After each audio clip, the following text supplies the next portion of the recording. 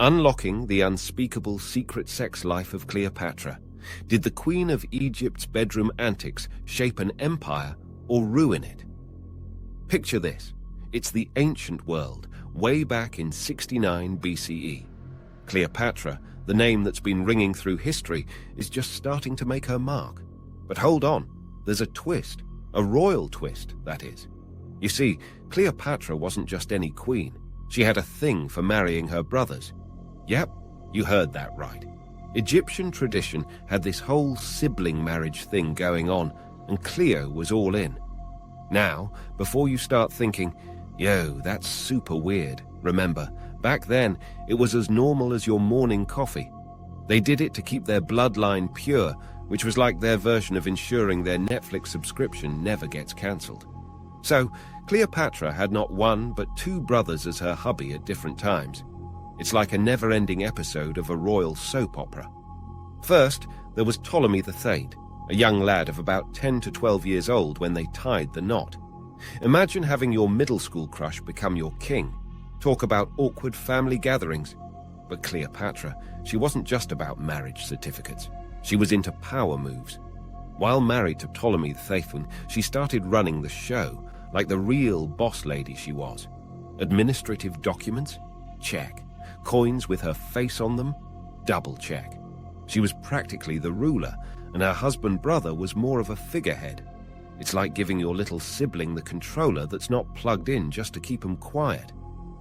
Fast forward 3 years, and Ptolemy III decides, hey, I want my share of the power pie.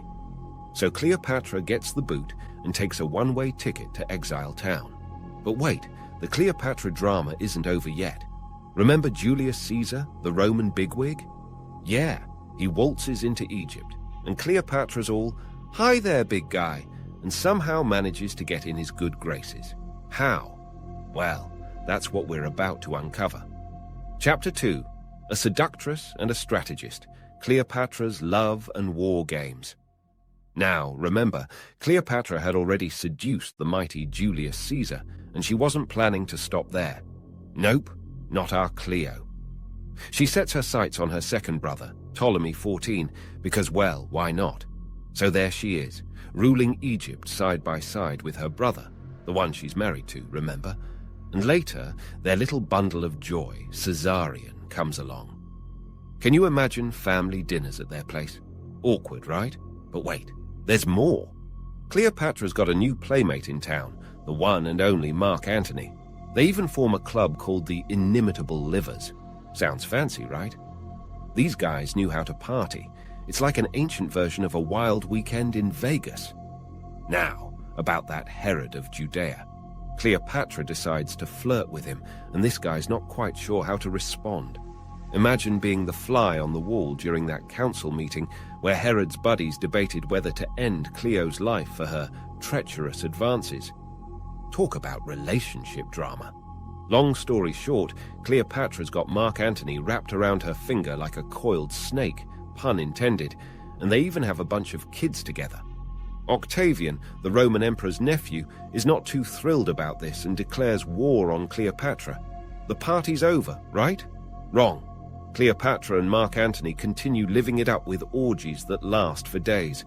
They're like the original party animals, only with way more power and less self-control. Chapter 3, Beauty and Propaganda. Was Cleopatra really a stunner or just a clever power player? Was she the knockout Hollywood movies have made her out to be, or was her charm more like, well, a well-played game of chess? Now you might be wondering, was Cleopatra as drop-dead gorgeous as they say? Some ancient sources said she was the bee's knees in the looks department, but others? Hey, not so much. One thing's for sure, her face on those old coins wasn't exactly sporting that perfect Instagram filter. Her nose and chin were, shall we say, noticeable. But hey, maybe she just wanted to project power more than perfection. We've all had days when we opted for the I'm in charge look over I woke up like this. But beauty is only skin deep, right? Cleopatra had charm, intellect, and cunning oozing out of her pores. She wasn't just another pretty face in the crowd. She was the brains behind the throne. Back in her day, they called her a lot of not-so-nice things, mainly because of her influence on Roman men and her rather public, amorous adventures. Poetry from that time paints her as a greedy, hedonistic Egyptian lady who scored a scandalous marriage with some Roman bigwigs. They even called her a woman worn out by her own attendants. Ouch. But here's the kicker. Cleopatra didn't let those labels stop her. She knew how to use her wits and wiles to her advantage. She wasn't just a pretty face. She was a queen who played the game of power like a pro. So, beauty or brains? The jury's still out on Cleopatra, but one thing's for sure. She was no pushover. Chapter 4. Affairs and Alliances. So, Cleopatra had already made history with her steamy affair with Julius Caesar. But what happened next? Well, let's just say that Cleopatra wasn't one to sit idly by. She had a knack for keeping things interesting. After Caesar's demise, Cleopatra's romantic wheel of fortune spun again. This time, she found herself in a cozy relationship with none other than Mark Antony, one of Rome's most powerful men. Talk about an upgrade. Now, picture this. Cleopatra and Mark Antony, rulers of Egypt and the Roman East, thrown together in a whirlwind of love, politics, and extravagance. They were like the Brangelina of their time, except with more chariots and less tabloids. But all that glitters isn't gold. Their debauched lifestyle and their relationship were a constant thorn in the side of Octavian, another Roman bigwig who wasn't too thrilled with Cleopatra's influence over Mark Antony. This whole situation reached its boiling point in 32 BCE when Octavian declared war on Cleopatra.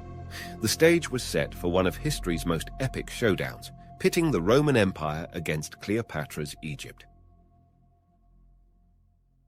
Chapter 5. The Tragic End. Did Cleopatra's last gamble pay off? Ever wonder how Cleopatra's incredible story came to a shocking conclusion? Brace yourselves, because this is where things take a dark twist. As we roll into 30 BCE, Cleopatra's life hits a climax that even Hollywood couldn't script better. She's been trying to charm Octavian, the guy who'd eventually become Emperor Augustus, but let's just say he wasn't falling for her charms. So here's the million drachma question. What did Cleopatra do when rejection knocked on her palace door? Well, she didn't take it lying down, pun intended. Cleopatra, a queen who once seduced mighty Julius Caesar and the fearless Mark Antony, now faced rejection from the man who would be Rome's emperor. She tried to secure her throne and her kids' futures, but Octavian had other plans. Desperate times called for desperate measures, and Cleopatra was a woman who knew how to go out with a bang. She hatched a plan, not for love this time, but for her legacy. One thing's for sure, Cleopatra wasn't going to be paraded as a war trophy in Rome. She was a queen, after all. So, she locked herself in her luxurious palace with her 2 loyal servants. The next move? An exit strategy that would leave the world talking for centuries to come. And you already know the rest. It looks like she really did bang everyone. And that's it from today's video. If you have any video suggestions, please let us know in the comments section. Your contribution is always appreciated, and as always, thanks for watching.